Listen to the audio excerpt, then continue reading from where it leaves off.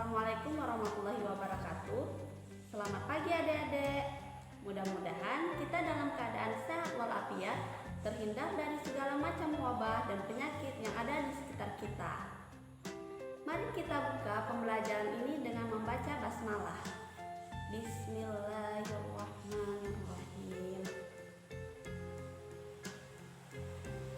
Yang akan kita pelajari pada hari ini yaitu sistem pencernaan pada manusia.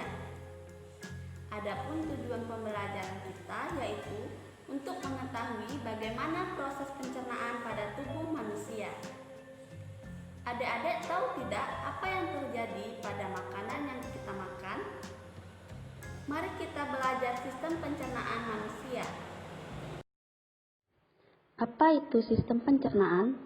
Sistem pencernaan adalah proses mencerna makanan yang kita makan dalam bentuk yang masih kasar menjadi bentuk lebih halus dan sederhana untuk diserap sari-sari makanan. Agar makanan bisa dicerna, makanan harus melalui proses pemotongan dan penghalusan terlebih dahulu. Proses tersebut terjadi pada proses pencernaan secara mekanik dan kimiawi. Organ-organ pencernaan manusia terdiri dari mulut, kerongkongan, lambung, usus halus, usus besar, dan anus. Pertama, mulut. Bagaimana makanan dicerna di rongga mulut? Bagian-bagian rongga mulut terdiri dari gigi, lidah, dan kelenjar ludah. Pada saat makanan masuk ke rongga mulut, makanan akan dihancurkan pada beberapa gigi. Gigi terdiri dari 4 macam, yaitu gigi seri, gigi taring, gigi geraham depan dan belakang.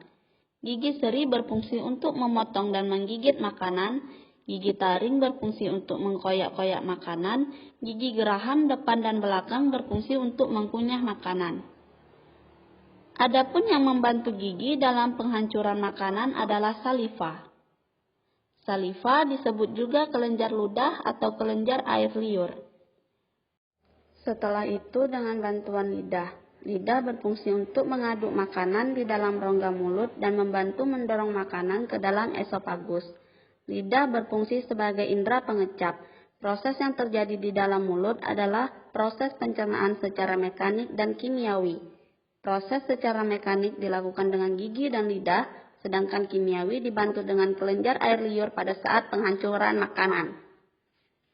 Setelah dari mulut, makanan menuju ke kerongkongan. Kerongkongan adalah saluran yang berbentuk tabung sepanjang 20 cm. Kerongkongan menghubungkan rongga mulut dengan lambung. Di dalam kerongkongan terjadi gerak peristaltik, gerakan yang meramas yang dilakukan oleh kerongkongan, mendorong makanan masuk ke dalam lambung. Selanjutnya menuju ke lambung.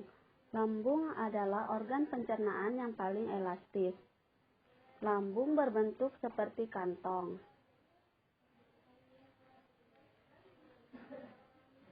Di dalam lambung terjadi pencernaan mekanis dan kimiawi. Pencernaan mekanis dilakukan oleh dinding otot lambung yang meremas dan mengaduk makanan. Sedangkan pencernaan kimiawi dilakukan oleh getah lambung.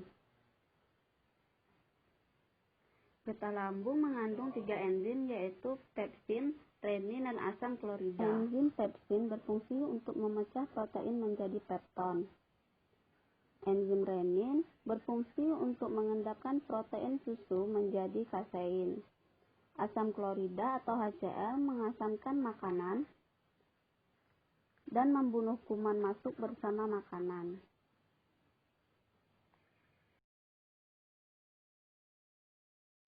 Selanjutnya, makanan dicerna di usus halus.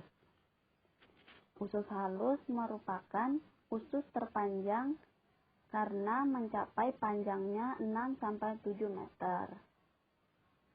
Usus halus terdapat cairan khusus untuk menyempurnakan pencernaan makanan. 3 bagian usus halus yaitu usus 12 jari, usus kosong, dan usus penyerapan. Usus 12 jari atau disebut duodenum memiliki panjang kira-kira 25 cm. Usus 12 jari mencerna makanan dengan bantuan getah pankreas dan getah empedu. Getah pankreas dihasilkan oleh kelenjar pankreas. Pankreas mengandung enzim-enzim berikut. Enzim amilase berfungsi mengubah zat tepung atau amilum menjadi zat gula atau glukosa. Enzim tripsin berfungsi mengubah pepton menjadi asam amino. Enzim lipase berfungsi mengubah lemak menjadi asam lemak dan gluserol. Getah empedu.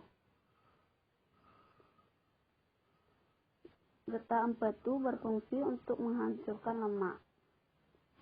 Selanjutnya, usus kosong atau jejunum terletak di antara usus 12 jari dan usus penyerapan. Usus kosong memiliki panjang sekitar 2,5 meter, berfungsi untuk mencerna makanan dari usus 12 jari. Terakhir adalah usus penyerapan yang merupakan tempat penyerapan sari-sari makanan. Di seluruh permukaan dindingnya terdapat ujung-ujung pembuluh darah yang menyerap sari-sari makanan. Kemudian, sari makanan diedarkan melalui aliran darah ke seluruh bagian tubuh. Jadi, makanan yang kita makan kembali lagi ke tubuh kita. Kemudian, sisa makanan yang dicerna masih berlanjut ke usus besar. Nah, usus besar berfungsi untuk menyerap cairan, vitamin, mineral, dan sisa-sisa makanan yang telah diserap oleh usus halus. Pada usus besar terdapat bakteri yang berguna bagi tubuh, yang bernama E. coli, yang berfungsi untuk membantu proses pembusukan sisa-sisa makanan.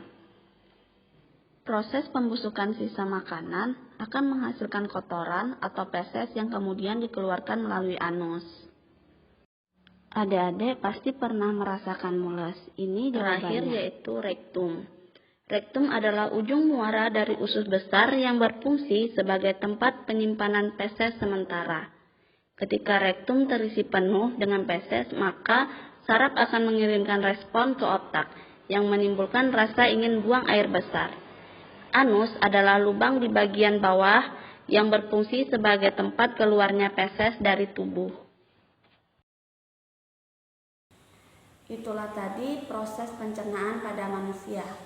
Tugas adik-adik minggu depan membuat catatan mengenai gangguan yang ada pada sistem pencernaan. Terima kasih atas perhatiannya.